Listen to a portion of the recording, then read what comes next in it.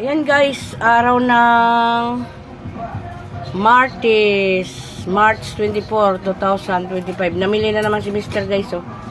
Kahapon di siya namili, ngayon namili na naman siya, oh.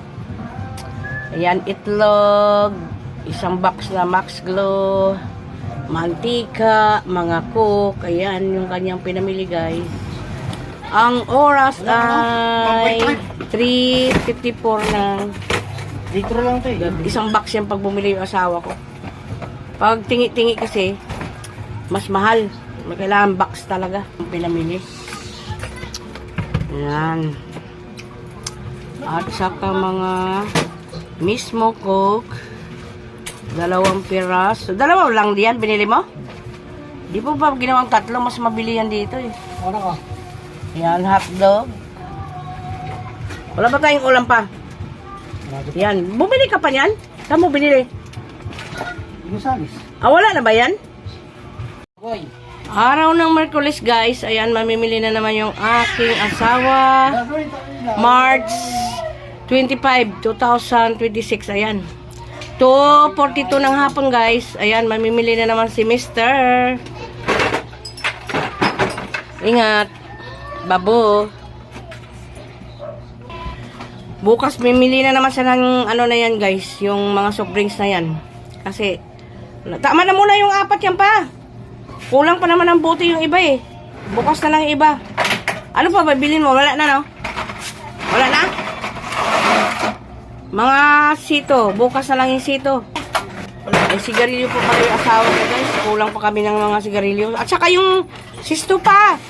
Minggo. At saka ano, apple. Wala na.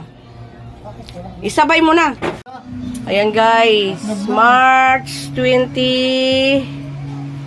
Tatay ngayon. 8, 2026. Araw ng Sabado. Ayan. 4:27 ng hapon. Namili na naman si Mr. guys ng bigas namin. Ayan o. Ayan yung kanyang pinamili.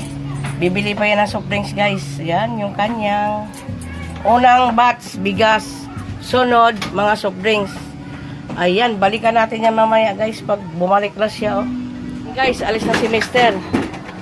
May bukas pa daw, ayan yung karton. May bukas pa kasi guys, ayan. Lobat na siya, marami pa siyang bibilhin eh. Ayan guys, araw ng Sabado, March 28, 2026.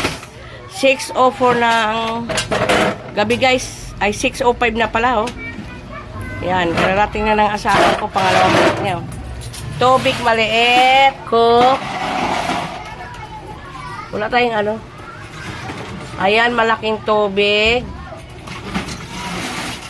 Kailangan yan guys kasi ano ngayon, mainit ang panahon. Ayan. Isang Sprite bag. Isang Royal bag. Ayan. Ayan ang kanyang pinamili guys, oh. Babalik ka pa pa? Hindi na? O magpapansit ka? Wala akong may ulamin.